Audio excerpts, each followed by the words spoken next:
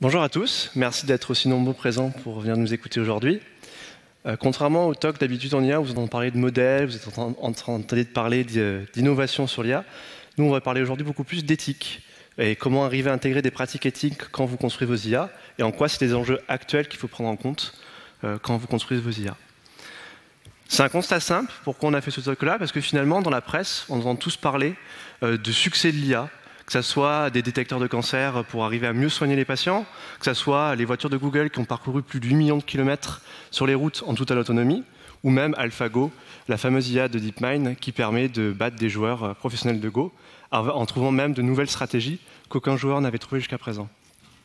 Ce qu'on entend un peu moins, c'est aussi les échecs qui peuvent être engendrés par ces IA, notamment, pareil, en médical, les recommandations non sécurisantes pour les patients, par Ibn Watson, où il préconisait de mauvais traitements pour des patients atteints de cancer, ou encore les premiers accidents de voitures autonomes avec Uber, ou même, quand on parle de vidéo gaming, l'IA d'OpenAI, qui, sur StarCraft, un fameux jeu vidéo, arrivait à battre des joueurs pros, mais n'avait pas les mêmes clés pour arriver à gagner. Là où un joueur a un écran classique pour arriver à jouer, il doit changer de zone sur la carte.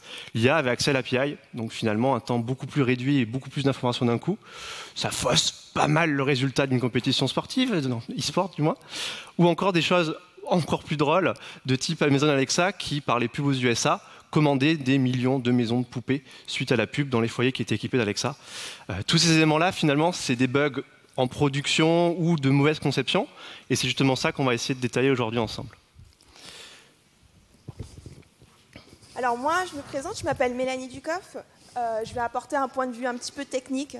Alors j'espère que ça vous barbera pas trop, mais en fait finalement c'est des concepts qui sont assez simples à comprendre. Moi j'ai un doctorat en informatique, plus spécialement... Ah oui, merci. Plus spécialement en intelligence artificielle, deep learning, et je suis actuellement chercheuse en data science à Airbus. Et pour ma part, j'ai également un doctorat, pour le coup en génie logiciel appliqué aux systèmes certifiés. Et moi, je m'intéresse particulièrement justement à la notion de sûreté logicielle dans les domaines critiques. Et pas que, du coup, l'IA est assez proche sur les thématiques éthiques, comment arriver à avoir une IA la plus robuste possible. Et moi, je vais plus vous présenter les cas un peu fun et un peu de process autour de la construction des IA. Justement, parlons un peu du summary, du planning de la conférence, du talk. Ça, c'est des workflows classiques qu'on voit en machine learning, où finalement, il s'agit de collecter de la data, de la normaliser, de la préparer pour l'entraînement, d'entraîner un modèle dessus, finalement de tester avec d'autres données, voir si le modèle est correctement construit et obtient les bons résultats, et après l'améliorer au fil de l'eau. Donc on va d'abord s'intéresser justement à tout l'aspect développement d'une IA en transverse sur ces activités-là, mais également regarder les biais qui peuvent être introduits directement au début du développement, c'est-à-dire vraiment la sélection des données, pour finalement ensuite s'intéresser à l'interprétation pendant l'entraînement qu'on peut avoir, parce que finalement une IA va se rendre compte de ce qu'elle voit et comment l'analyse c'est très différent de l'humain, et in fine s'intéresser aux biais en production. Donc on vous propose cet agenda-là pour balayer un ensemble de biais sociétaux qu'on peut avoir dans nos IA. Tout d'abord, une chose importante à comprendre en IA, c'est que finalement, les métiers sont très différents des métiers qu'on peut rencontrer dans le développement classique.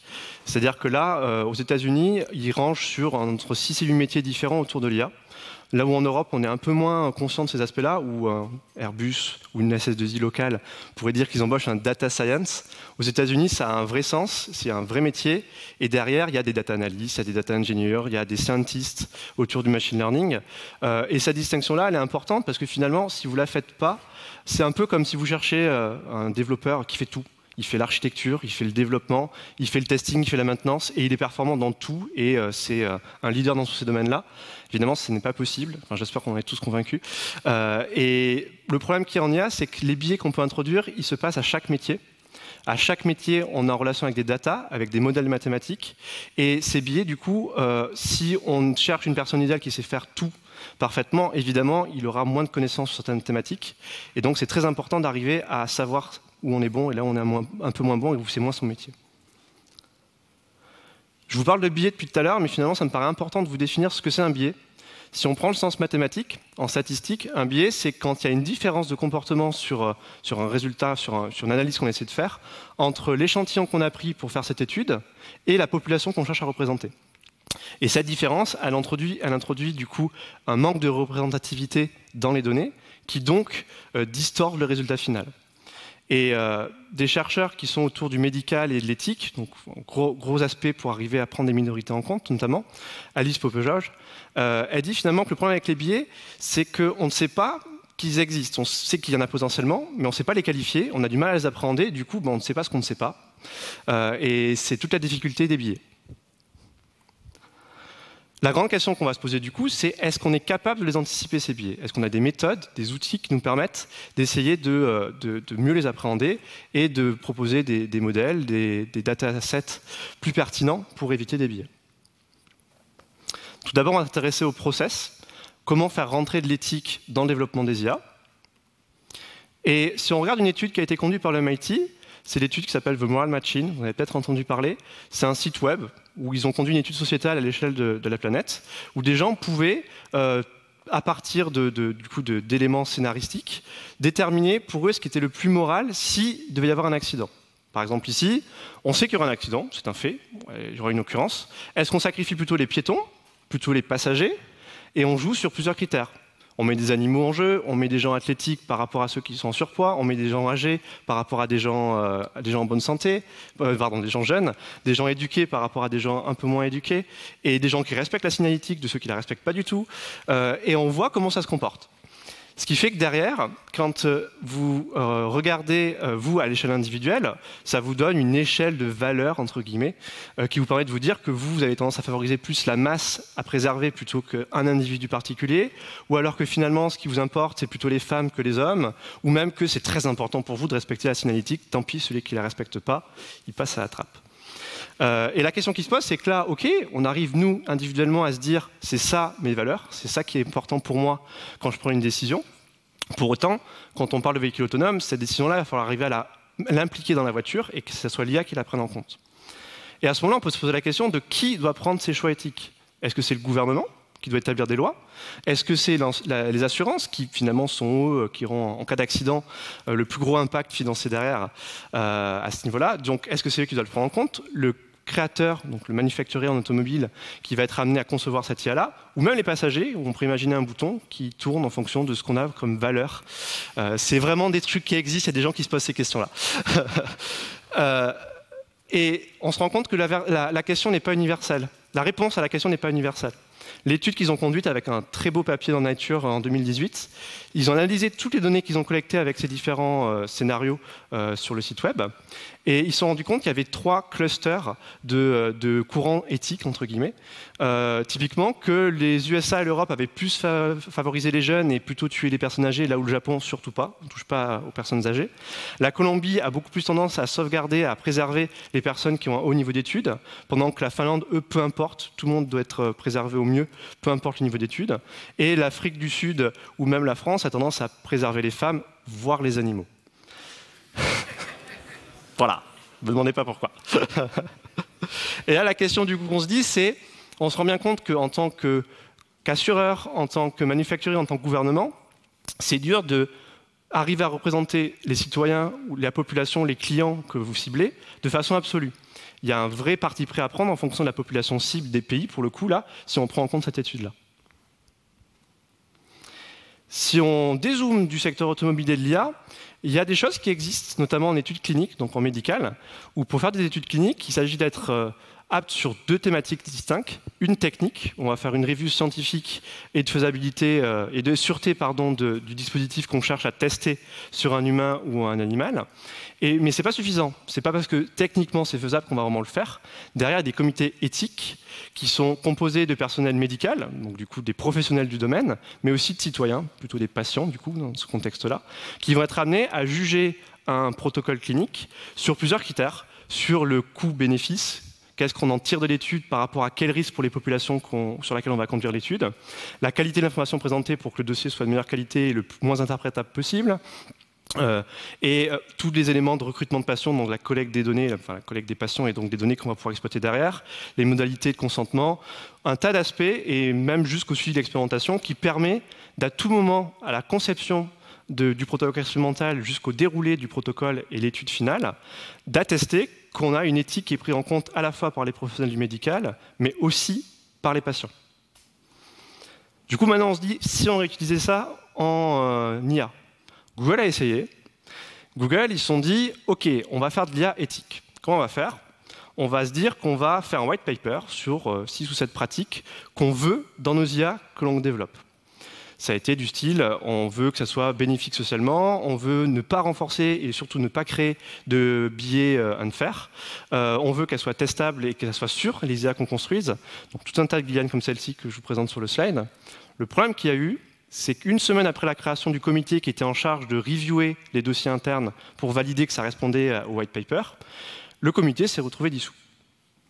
Pourquoi? Pour 2 raisons. Une première, c'est que ce comité-là ne représentait pas les minorités, ce qui est peut-être un problème quand on parle d'éthique.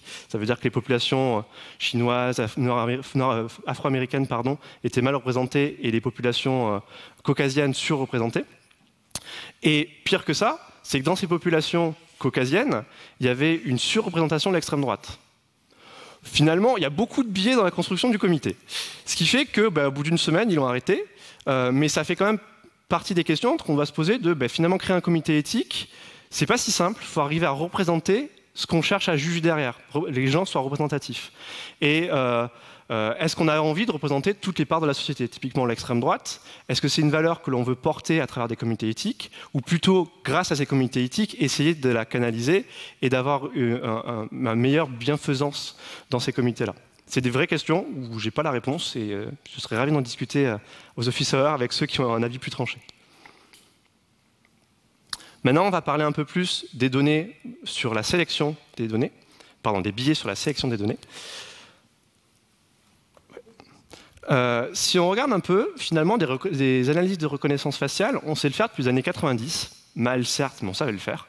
L'un des premiers cours qui ont été introduits dans les années 90, je crois que c'était au MIT, tous les étudiants étaient amenés du coup à développer leur propre algorithme pour arriver justement à commencer à jouer avec des modèles statistiques pour faire de la reconnaissance. Le problème qui s'est posé, c'est que Charles Isbell, il est arrivé dans cette classe, il n'y avait aucun algo qui marchait sur lui. Pourquoi? Parce qu'il était noir. Et là, on se dit, ça va être un problème. Les enseignants comme les étudiants ne savaient pas pourquoi ça ne marchait pas. En 2015, on a un autre exemple, c'est The Gorilla Mistake par Google, où ils ont tagué dans des photos 2 personnes noires comme des gorilles. Là encore une fois, tollé beaucoup plus que dans les années 90, il y avait moins Internet à l'époque déjà. Et du coup, là on peut se poser la question, mais en 25 ans, on n'a pas évolué? Et en 25 ans, les technos ont évolué, on parle de modèles statistiques vers du deep learning, typiquement, sur ces modèles-là qui ont transité en 25 ans. Pour autant, c'est la même cause derrière. La cause, c'est que les données d'entraînement n'étaient pas suffisamment représentatives des populations cibles, si on considère que les minorités doivent être des cibles. A priori, sur la reconnaissance faciale, c'est assez simple de se dire que c'est une bonne idée.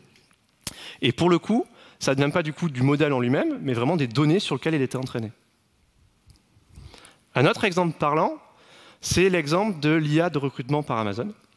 En 2014, ils se sont dit, on va essayer de créer une IA qui va nous servir pour la base de recrutement en se basant sur les indices de performance à l'intérieur de ceux qui ont réussi dans l'entreprise à gravir les échelons. Donc ils ont pris les 10 dernières années de recrutement chez Amazon et ils ont entraîné leur IA sur cette base-là. Le problème qu'il y a chez Amazon, c'est que l'engineering, 89% des ingénieurs sont des hommes. À la fin, oui, vous avez une IA sexiste et misogyne. Évidemment. Parce que votre représentativité, c'est ce que vous représentez à la société. Ce n'est pas forcément ce que vous avez envie de recruter à l'ère 2019, 2014 à l'époque. Et ce qui fait que l'IA, elle avait un biais, puisqu'elle ne représentait pas la société, mais elle représentait un biais interne à l'entreprise existant. Donc finalement, la base de données n'était pas suffisamment éthique pour arriver à la prendre en compte, pour se baser sur ça, pour recruter des gens en 2014. Je te laisse là. Alors, du point de vue du data scientist, finalement, comment ces biais dans les données s'expriment? Ils s'expriment tout simplement par les données d'entrée qu'on va donner à notre modèle. Alors nous, en termes métiers, on a tendance à appeler ça des features. Donc je m'excuse pour l'anglicisme. Les features, qu'est-ce que c'est? C'est tout simplement, par exemple, l'image que vous allez donner à votre modèle pour qu'il trouve le visage. Mais ça peut être aussi plus des données structurées. Donc par exemple, le CV que Amazon récupérait, et en fait, en analysant les catégories de ce CV, finalement, il décidait est-ce que je vais embaucher ou pas cette personne. Et la première propriété qui finalement est assez intuitive de l'éthique en machine learning, c'est de se dire que si vous savez qu'une des variables, elle est sujette à problème, par exemple le sexe dans un CV, tout simplement ne la mettez pas en entrée de votre modèle. Parce qu'à partir du moment où vous la mettez en entrée, votre modèle il va être capable de la prendre en compte pour faire sa décision. Donc est-ce qu'on en a fini? Non, pas du tout. On voit très bien que déjà au niveau des images, la variable couleur de peau, elle n'est pas directement intégrée dans le modèle. En fait, c'est une sorte de méta-feature avec laquelle on va devoir traiter. Mais on a aussi des corrélations entre ce que vous donnez à votre modèle et les variables qui posent problème. Et c'est notamment ce qui s'est passé avec Amazon, où finalement, en fait, dans le CV, tout le monde a la catégorie hobby. Et finalement, dans les universités américaines, en majorité, les hommes blancs, ils avaient tendance à aller faire du football américain et des hommes afro-américains plutôt du basket. Et l'IA, elle a juste regardé basket, foot, et elle a pris sa décision là-dessus. Oups. Suivant. Merci. Donc aujourd'hui, il y a pas mal d'algorithmes en fait, qui cherchent à se dire si vous connaissez votre feature à problème, est-ce qu'on peut voir si elle est prépondérante dans la décision de mon algorithme? Donc la première chose à faire, c'est de se dire qu'on peut prendre un modèle assez simple en machine learning qu'on peut interpréter, qu'on peut comprendre. C'est notamment le cas, par exemple, des arbres de décision. Alors un arbre de décision, ça consiste juste avec des nœuds qui vont prendre en compte vos variables et qui vont faire une décision à partir de cette variable. Et finalement, quand vous arrivez aux feuilles, vous avez une décision. Donc là, c'était sur les chances de survie des passagers du Titanic. Ça aurait très bien pu être l'embauche ou pas chez Amazon. Donc finalement, là, quand on analyse ce petit schéma, ce qu'on voit, c'est que finalement, quand on était une femme, on avait des grandes chances de survie parce que finalement, on était une décision très haute dans l'arbre et avec une prépondérance, il y avait 36% en fait, des données d'entrée qui tombaient dans cette feuille. Donc ça, c'est une manière très simple finalement de détecter des biais en amont parce que plus votre feature elle est haute dans l'arbre, il y a beaucoup de vos données qui tombent dedans, plus elle est importante. Après, à vous de vous poser la question de est-ce que cette feature elle devrait être si importante dans ma prédiction. Alors là, je vous explique une méthode parmi tant d'autres, il y en a beaucoup. On a de la chance que c'est un sujet qui est très à la mode en ce moment, donc il y a un petit peu tous les GAFA qui se sont mis à produire leur propre toolbox. Donc, pour en citer juste quelques-uns, on a FairML, on a Google qui a fait Watif, on a aussi IBM qui vient participer. Donc bien sûr, il n'y a pas de solution universelle. Moi, ce que je vous propose, c'est d'aller voir ces propres toolbox et en fait de les combiner et de voir en fait celle qui convient le plus à votre problème. Si on zoome sur un autre problème autour des données, on peut prendre le cas de IBM Watson dont je parlais au tout début de la présentation, où IBM Watson, ça fait un moment qu'ils cherchent à analyser des données médicales et faire des préconisations sur des traitements. En 2017, ils ont eu un problème, ils se sont rendus compte un peu tardivement, c'est qu'ils suggéraient des traitements à des patients atteints de cancer, mais c'était des mauvais traitements. C'était des traitements qui allaient causer des effets secondaires terribles pour ces patients-là. Pourquoi ça s'est passé comme ça? Tout simplement parce que à partir de 2014 de mémoire, ils ont arrêté de nourrir leur algorithme qu'avec des données du terrain. Ils ont commencé à créer leurs propres données synthétiques et nourrir l'algorithme à partir de ça. Pourquoi ils ont fait ça? Parce que c'est extrêmement compliqué d'arriver en médical, quand on a accès déjà à un certain nombre de données, à continuer à consolider. Typiquement, les minorités aux États-Unis, notamment pour les Afro-Américains, c'est dur d'avoir des données sur eux parce qu'ils ont moins accès au système de santé. Donc, ils ont créé des cas qui représentaient pour eux les catégories minoritaires notamment, qui étaient des bons cas qui auraient pu être présents. Mais malheureusement, ça ne s'est pas passé comme ça. Et derrière, l'IA, sur cette nouvelle base d'entraînement, elle a appris de nouvelles choses et qui n'étaient pas forcément pertinentes au vu de ces données simulées. Alors finalement, ce qu'a fait IBM avec le cas Watson, ce n'est pas une exception dans le domaine du machine learning. En général, on appelle ça l'augmentation de données. Donc c'est plus que finalement, quand vous n'avez pas assez de données pour répondre à votre problème, et ça arrive très souvent, vous allez essayer de créer artificiellement de la donnée pour mieux recouvrir votre problème et aider votre modèle. Donc historiquement, moi par exemple en cours, ce qu'on a pu m'apprendre, c'est des petites astuces de, par exemple, vous faites des rotations sur vos images, vous les flippez, vous rajoutez du bruit, mais on voit très vite qu'on arrive à une certaine limitation, et surtout qu'aujourd'hui, par exemple, les modèles d'IA qui sont utilisés pour de la détection de scène, en fait, ils vont être peu robustes à des changements de conditions climatiques qu'ils n'auront jamais vus. Donc là, par exemple, sur l'exemple de Game of Thrones, on peut voir que oui, certes, l'IA, elle se trompe et elle ne reconnaît pas exactement le dragon, mais au moins, elle a reconnu qu'il y avait un objet dans la scène. Sauf que plus on augmente le niveau de brouillard, plus l'IA, elle n'a jamais vu ce niveau de brouillard, et finalement, elle ne va pas être capable de retrouver ni Jon Snow, ni le dragon. À vous de choisir qui est le plus important. 3 secondes. Merci. Et finalement, aujourd'hui, on se dit que pour pallier à ce manque d'informations, on voit très vite que ce n'est pas avec des rotations que vous allez réussir à atteindre ce niveau d'information. Donc on se tourne vers des modèles d'IA qu'on appelle des modèles génératifs. Là, c'est bon. Merci. Alors, sans rentrer dans les détails, il y a pas mal de modèles qui existent, mais les plus populaires, c'est les GAN. Donc l'idée du GAN, c'est de se dire qu'en fait, votre GAN, ça va être le petit générateur. En général, c'est un réseau de neurones. Et ce réseau de neurones, il va chercher à apprendre ce que c'est la distribution de vos problèmes. Par exemple, si vous cherchez à générer des images de cancer du sein, lui, il va chercher à apprendre c'est quoi une image de cancer du sein. Et pour ce faire, il va se faire aider par un deuxième réseau qu'on appelle le discriminateur. Le discriminateur, lui, il a toutes les images de votre base. Donc là-dessus, il va se faire une idée de ce que c'est une image de cancer du sein ou non. Et le générateur, il va lui soumettre des images qu'il aura générées. Et puis le discriminateur, il va l'aider. Il va dire non, ça, c'est pas une vraie image, ça, c'est une vraie image.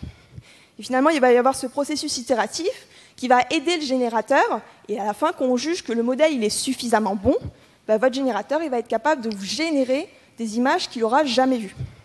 Donc on espère qu'il sera capable de générer le brouillard de Game of Thrones. Le problème avec les GAN, c'est qu'il y a cette croyance populaire où on se dit qu'on va être vraiment capable d'apprendre ce que c'est notre problème, capable de générer n'importe quelle scène, n'importe quelle image de cancer du sein. Et ça, on sait que théoriquement, c'est faux. Même si vous avez beaucoup d'images, à un moment, on va être limité, et le GAN, il va faire des raccourcis, ce qu'on appelle des biais inductifs. Le problème de ces biais, en fait, c'est qu'on n'a juste aucune idée de comment ils vont se manifester. Donc, il y a des chercheurs l'année dernière dans une conférence qui s'appelle Neurips, qui ont eu l'idée de faire des expériences cognitives, comme on fait sur les humains, mais avec les GAN. Et donc, ils leur ont donné des petits datasets de points colorés ou de cubes mélangés avec des boules. Et finalement, ils ont demandé aux GAN, génère-moi maintenant des nouvelles données qui ressemblent à ce que tu as appris. Et ils ont pu regarder que, bien sûr, le GAN, il n'apprend pas exactement la famille des carrés et des cubes, mais sur sa manière de compter ou de générer des nouvelles couleurs, finalement, il a des biais cognitifs qui sont très similaires à ceux de l'être humain. Alors, c'est sur des tâches simples, mais du coup, il y a des chercheurs qui se sont demandé, s'il y a des raccourcis entre l'humain et le GAN, qu'en est-il des biais sociétaux que nous, on a dans nos bases? Alors, il y a des chercheurs d'Arizona qui ont eu l'idée de récolter des photos de profil de data scientists. Inutile de vous dire que c'est majoritairement un monde d'hommes. Et donc, naturellement, le GAN, on s'attend bien à ce qu'il apprenne ce biais et que finalement, il génère plus d'images d'hommes ou d'hommes blancs que de femmes ou de non-caucasiens. Mais ce qu'ils se sont rendus compte, c'est que c'est pire que ça, c'est que le GAN, en fait, il va accentuer ces biais dans votre base. Donc on passait d'un ratio de 17% de femmes à finalement 5% dans les images générées par votre GAN. Donc en fait, vous vouliez juste plus de données pour représenter votre problème, mais vous allez aggraver encore plus votre problème. Alors malheureusement, c'est un problème qui est en cours de recherche. Je n'ai pas de solution magique pour vous faire un GAN faire. Donc le conseil que j'aurais tendance à vous donner, c'est finalement, le GAN, il va juste apprendre ou augmenter les biais que vous donnez dans votre base. Donc à vous aussi de savoir quelles informations vous êtes en train de lui injecter.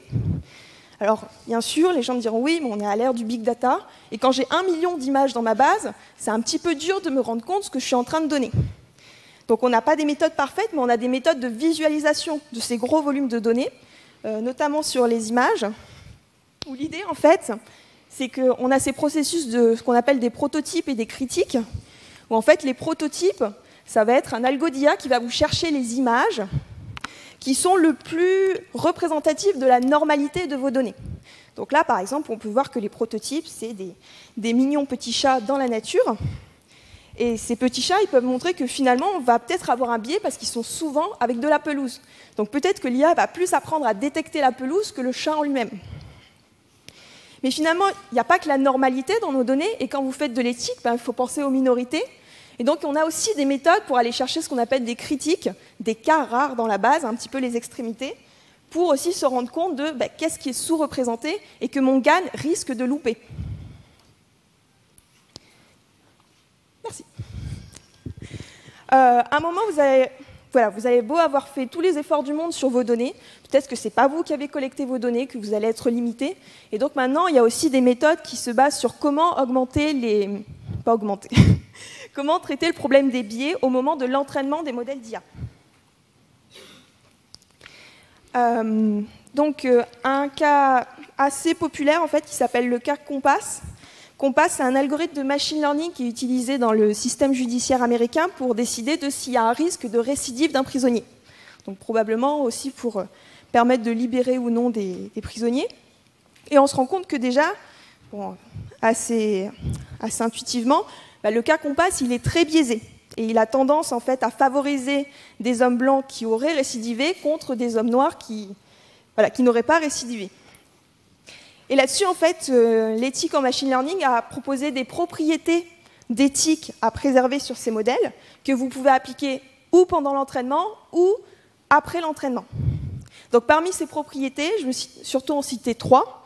Il y a ce qu'on appelle la parité démographique, où là, en fait, on va juste pas prendre en compte la réalité, et on va juste demander à ce que le modèle, la probabilité qu'il prédise que la personne va récidiver ou pas, elle soit indépendante de la couleur de la peau. Donc ça, c'est une forme de parité, mais qui n'est peut-être pas représentative de la réalité. Et donc là, les gens ils sont allés nuancer avec ce qu'on appelle l'égalité des opportunités, où on se dit que finalement, pour le prisonnier, ce qui compte, c'est voir s'il va vraiment récidiver ou pas. Donc s'intéresser plus à ce que le modèle il soit fair sur la probabilité qu'ils disent que la personne va récidiver. Ou alors on se dit que c'est aussi intéressant en termes de sécurité de la population de regarder le cas où il ne va pas récidiver. Et donc là, on va chercher un petit peu toutes les catégories. Mais finalement, avant de s'intéresser à ces propriétés de comment je débiaise, souvent aussi, il faut chercher ces biais. Et donc, on a des moyens d'aller s'interroger sur ce que le modèle il apprend.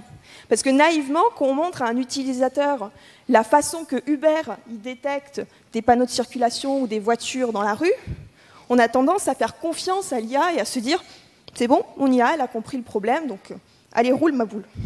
Non, j'ai rien dit.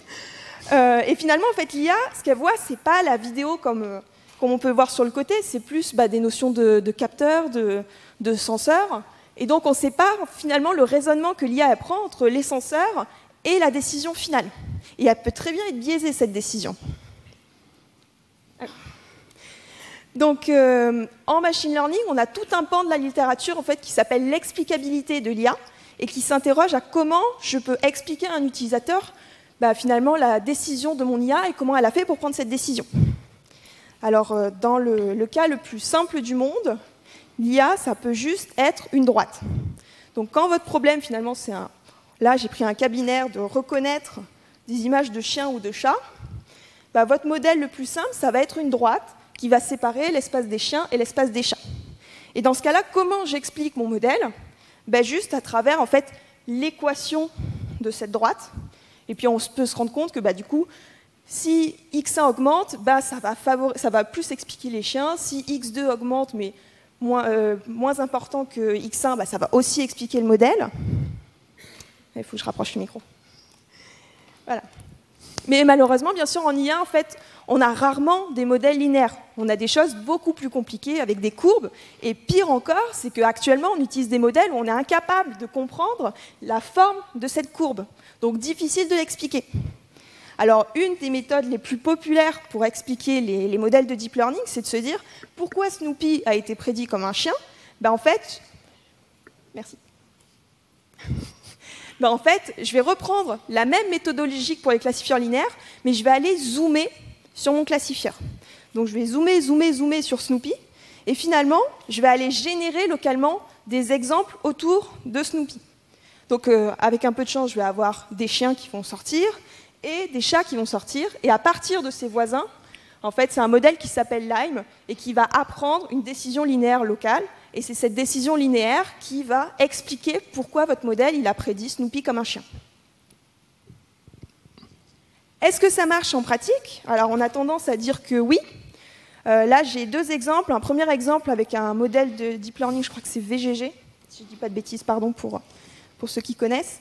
Et l'idée, c'est de se dire que dans cette image, votre réseau il a reconnu une guitare électrique avec probabilité 0,32, un chien avec probabilité 0,21. Mais pourquoi il a trouvé un chien dans l'image?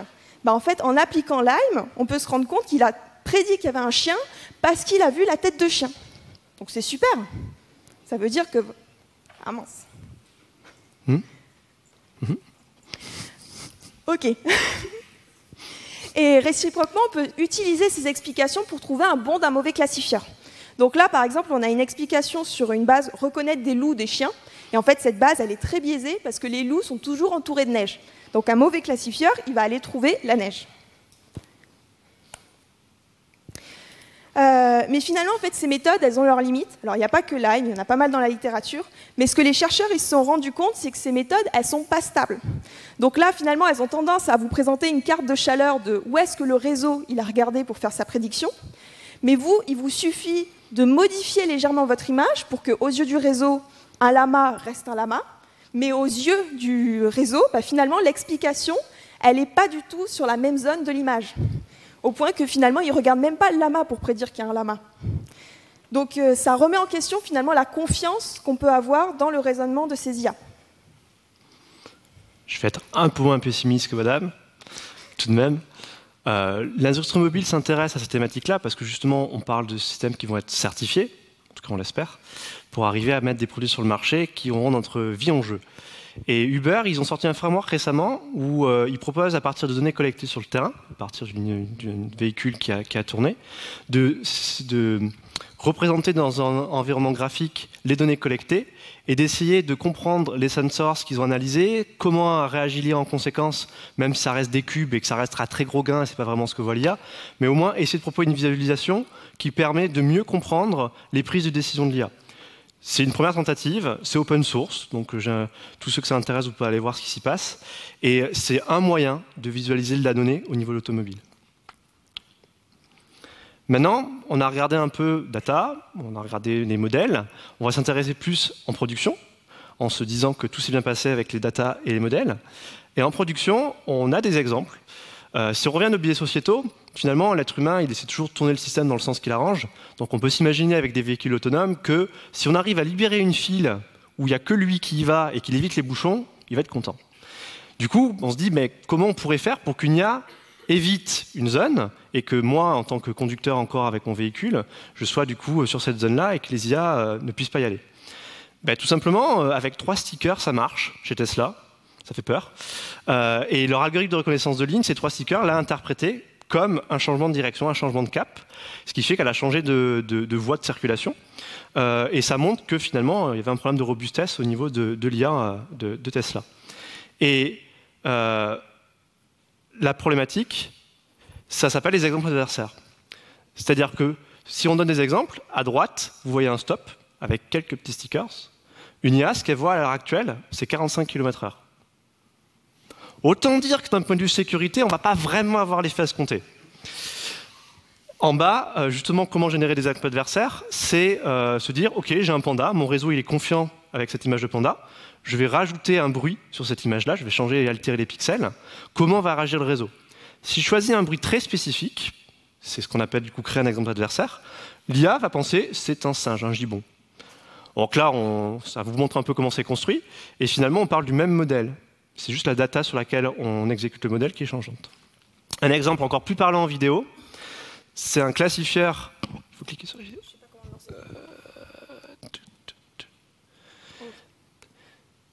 C'est un classifieur pour une vidéo de banane. Donc au départ, il est très content avec sa banane. On lui met une image de toaster. Ça va, c'est encore une banane, on la voit bien. Maintenant, on lui met un élément perturbateur choisi. Et pour lui, il n'y a plus de banane du tout. Là, on est sûr que c'est un toaster. Un humain, lui, il n'a pas tendance à voir ça, heureusement. Et c'est un problème de robustesse finalement en production, ces exemples-là. Madame va vous présenter comment faire un tuto pour les hacker. Madame te remercie. Le problème aussi avec les exemples adversaires, c'est que finalement, c'est très simple de faire des exemples adversaires. Et n'importe qui, finalement, dans la salle serait capable, en 2 lignes de TensorFlow, d'en créer. Donc c'est là où ça fait peur. On reprend le cas linéaire parce que c'est vraiment naturel et assez intuitif. Bah, si j'ai le monde des chats d'un côté et le monde des chiens de l'autre, et que je prends mon chat, si je veux créer un exemple adversaire à partir de ce chat, donc faire en sorte que mon modèle il dise que c'est un chien, bah, tout simplement, la meilleure façon de faire, c'est juste d'aller se projeter de l'autre côté. Donc en fait, s'il y en a qui se souviennent, c'est une projection orthogonale. Rappel de lycée, je crois. Bon, j'aime bien les maths, désolé. Et du coup, ce que les gens ils se sont dit, c'est que bah, si c'est si facile de faire ça en linéaire, comment on adapte ça au côté non linéaire, très complexe, par exemple des réseaux de neurones? Bah, tout simplement en refaisant comme l'idée de Lime, en faisant une approximation linéaire autour de ma décision. Donc je vais prendre mon chat, je vais calculer l'approximation linéaire entre le monde des chats et des chiens près de cet exemple, et puis je vais franchir cette droite.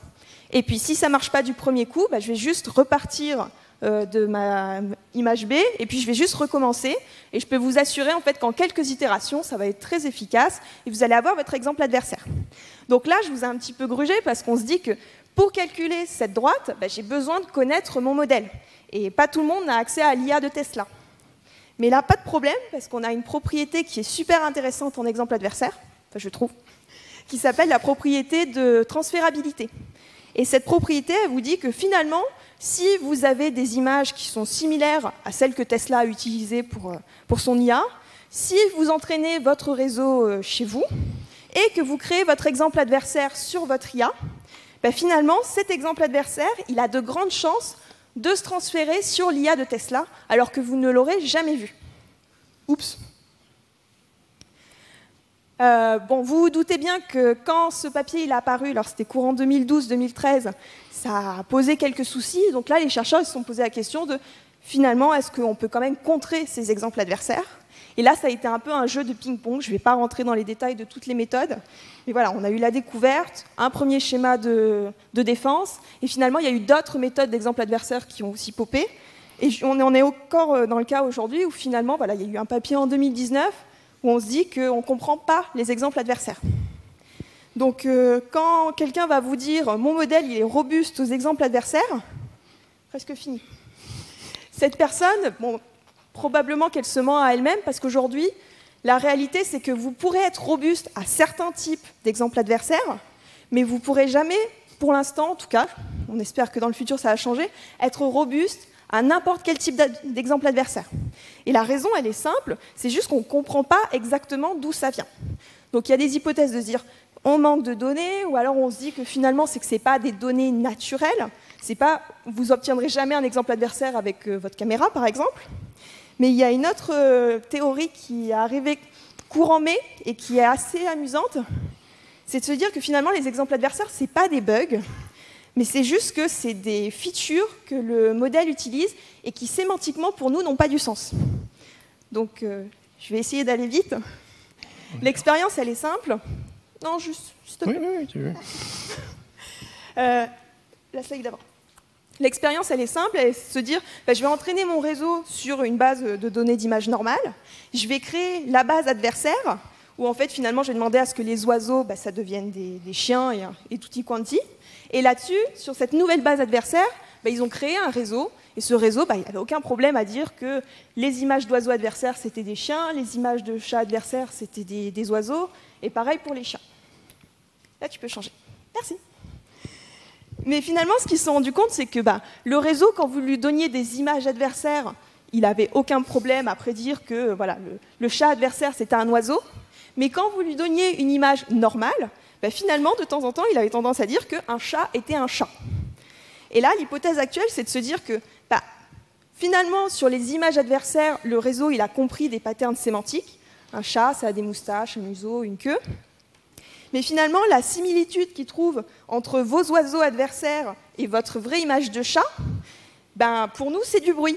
Mais pour lui, c'est plus un pattern sémantique qui fait sens à travers la classe et qui l'a aidé à prendre sa décision. Donc maintenant, la question à se poser, c'est autant on est d'accord avec le premier concept de chat, mais est-ce que vous êtes d'accord avec le deuxième concept? Et est-ce que vous feriez confiance à une IA qui se base sur cette décision? Et pour conclure, on va essayer de mettre des drapeaux sur différents éléments quand on construit des IA, à la fois process au début, puis data, modèle, avec des parties explainabilité, des parties exemples adversaires. Donc j'espère qu'on vous a convaincu que c'est important d'y faire attention, que finalement, quand vous construisez des IA ou quand vous êtes proche de ces métiers-là, il y a des biais à prendre en compte qui peuvent être un peu partout, donc il faut être vigilant. Et surtout, garder en tête que finalement, ces IA, voitures autonomes, systèmes médicaux, bientôt avions dans la salle, et on est tous concernés. Tous, un jour, on sera amené à les utiliser. Et du coup, si on ne fait pas en sorte de construire les IA qu'on veut utiliser, je pense qu'on n'ira pas bien loin. Et pour finir, c'est récent, ça date de la semaine dernière. Il y a un projet qui a utilisé la plus grosse base de données d'images qui s'appelle ImageNet, qui a mis en exergue des biais raciaux à l'intérieur de cette base de données. Typiquement, la personne de droite était qualifiée de négro. Donc ça pose un vrai problème d'un point de vue labellisation, ce qui va amener à enlever 600 000 images de cette base de données-là. Et si on regarde le nombre de publications scientifiques qui ont utilisé cette base-là, ImageNet, entre 2015 et 2019, on est passé de 100 à 500, donc finalement au cumul de tout, on est aux alentours de 1500. Ça veut dire que potentiellement, ces publications-là ont des biais.